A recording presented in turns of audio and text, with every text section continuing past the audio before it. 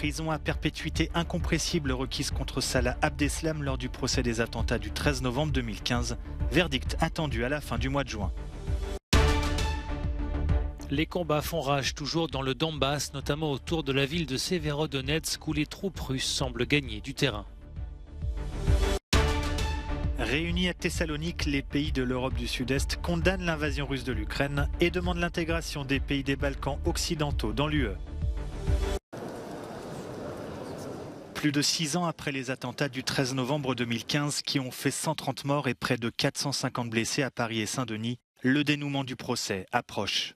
Ce vendredi, la prison à perpétuité incompressible a été requise contre Salah Abdeslam, principal accusé et seul survivant des commandos terroristes. La peine la plus lourde du code pénal.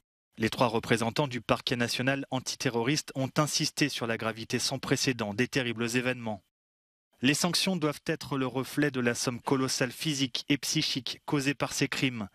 La réinsertion devient alors secondaire, a déclaré Camille Hentier. Parmi les 20 personnes jugées, certains sont accusés d'avoir aidé les commandos à préparer les attaques, comme Mohamed Bakali et Mohamed Abrini, l'homme au chapeau également impliqué dans les attentats de Bruxelles en 2016. La perpétuité assortie de 22 ans de sûreté a été requise contre les 2 hommes.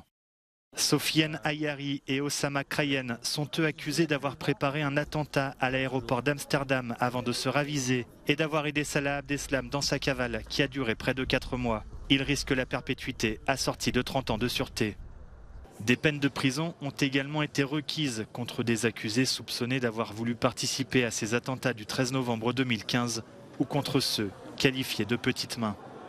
La parole sera désormais donnée à la défense à partir de lundi et pour 2 semaines. Le verdict est attendu par les accusés et les 2400 parties civiles le 29 juin. Le pacte européen sur l'asile et la migration fait un grand pas en avant.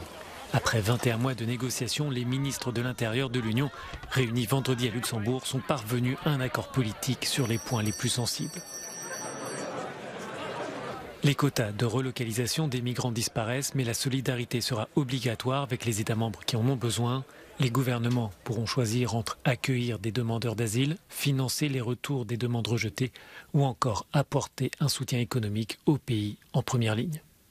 Alors qu'une guerre se déroule sur le continent européen, les 27 ressentent la nécessité de disposer de politiques efficaces pour répondre à ce défi.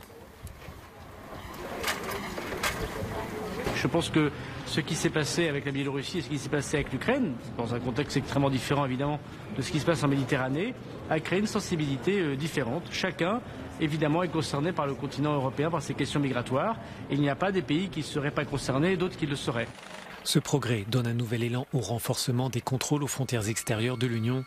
Frontex, l'agence européenne de garde-frontières et de garde-côtes, verra ses effectifs augmenter d'ici 2027 pour former un corps de 10 000 agents. Certains ministres espèrent que ce pacte permettra de mettre un terme au double standard. Nous devons savoir que si nous pouvons accueillir des millions d'Ukrainiens, nous pouvons aussi nous occuper de milliers de personnes qui ne viennent pas d'Ukraine, mais du Sud, et qui souffrent des mêmes conditions, et qui ont une autre langue et une autre religion.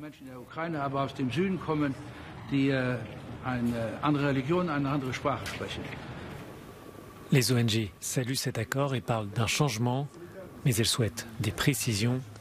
Cet ensemble de règles et de recommandations doit permettre à l'Union européenne de ne plus revivre le chaos observé en 2015, lorsque la Grèce, l'Italie et l'Espagne se sont retrouvés seuls pour accueillir des milliers de demandeurs d'asile qui fuyaient la guerre en Syrie. Les forces russes semblent gagner du terrain à Severodonetsk, la capitale de l'oblast de Louhansk, qui pourrait tomber prochainement, même si les combattants ukrainiens résistent toujours. Certains d'entre eux seraient retranchés avec des civils dans une usine chimique. Un scénario qui rappelle celui de l'usine Azovstal de Mariupol, qui avait fini par tomber après des semaines de violents combats. L'armée russe s'appuie sur la puissance de son artillerie qui pilonne incessamment les positions ennemies dans le Donbass, faisant chaque jour en moyenne une centaine de morts dans les rangs ukrainiens, selon Kiev. La Russie entend démontrer sa supériorité en diffusant ces images de cibles ukrainiennes présumées détruites par des drones ou des tirs de missiles. L'Ukraine répond en diffusant des vidéos de ses propres succès militaires. Elle revendique ainsi la destruction d'une base de mercenaires du groupe russe Wagner, installée dans un stade de la ville de Stakhanov, dans l'oblast de Louhansk.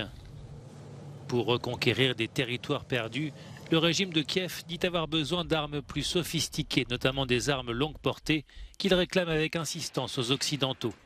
En dépit de ces difficultés, l'armée ukrainienne a affirmé avoir frappé vendredi soir des positions ennemies dans la région de Kherson en quasi-totalité sous contrôle russe, où Moscou pourrait organiser prochainement un référendum en vue d'une annexion. En visite à Thessalonique, où sont réunis les pays de l'Europe du Sud-Est, le président du Conseil de l'UE, Charles Michel, a pu constater que ceux-ci faisaient front pour condamner l'invasion russe de l'Ukraine. Si le président turc Recep Tayyip Erdogan est le grand absent de ce sommet, sur fond de tensions avec Athènes au sujet de l'armement des îles de la mer Égée, l'heure est tout de même à l'unité. Le Premier ministre grec, Kyriakos Mitsotakis, n'a pas mâché ses mots au moment d'évoquer la guerre lancée par Vladimir Poutine.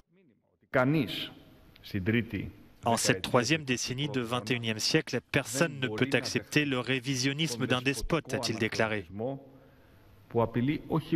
Cela menace non seulement l'équilibre géopolitique international, mais aussi les frontières sur lesquelles le monde moderne a été construit.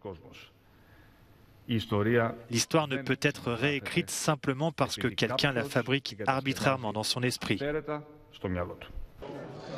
Le Premier ministre grec a aussi profité de ce sommet pour proposer l'intégration des pays des Balkans occidentaux à l'UE d'ici 2033. Un sommet UE-Balkans occidentaux est d'ailleurs prévu le 23 juin. L'Albanie et la Macédoine du Nord sont notamment en salle d'attente. Lors de la Seconde Guerre mondiale, une certaine Anne Frank écrivait son journal. Yegor Kravtsov a vécu les mêmes horreurs et documenté lui aussi sa guerre en Ukraine. Le petit garçon de 8 ans a tenu un journal secret pendant le siège russe de Mariupol, des mots et des dessins poignants pour raconter l'horreur du quotidien. Avec sa mère et sa sœur, ils sont réfugiés à Zaporijia après qu'une roquette a éventré le plafond de leur maison. J'ai une blessure dans le dos, la peau est arrachée, la tête de ma sœur est cassée, ma mère s'est déchiré les muscles de la main et a un trou dans la jambe. Yegor a retrouvé des jeux de son âge, mais son grand-père lui manque affreusement. Il est mort après 2 mois de guerre. Yegor regrette aussi le théâtre de Mariupol où il adorait aller. Le théâtre où les civils se cachaient, que la Russie a bombardé au début du siège de la ville. Il a toujours aimé dessiner. Il avait l'habitude de dessiner avec un stylo sur du papier et n'a jamais aimé les feutres et les crayons de couleur. Il dessinait des magasins et des jouets avec son stylo. C'était son truc.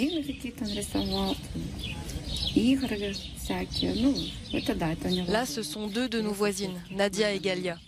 Elles ont été enterrées. La première sœur est morte, puis l'autre. C'est la dernière chose qu'il a dessinée. Quand elle a trouvé le livre de son fils, Olena a éclaté en sanglots. Elle a pleuré aussi en filmant sa maison détruite par l'armée russe. C'était une belle maison avec un jardin. Maintenant que la Russie occupe la ville, la famille ne peut plus y retourner pour la reconstruire.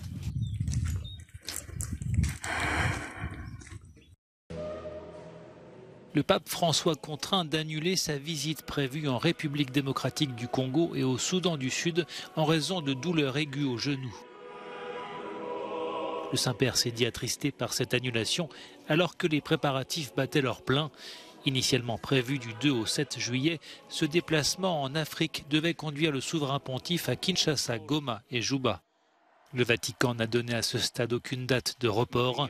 Le voyage prévu fin juillet au Canada pourrait également être menacé. L'état de santé du Saint-Père, âgé de 85 ans, est au centre des interrogations. Depuis plusieurs semaines, François se déplace en fauteuil roulant et son visage grimaçant lors de ses dernières apparitions publiques traduit ses souffrances. Il a notamment dû subir des infiltrations pour atténuer ses douleurs au genou.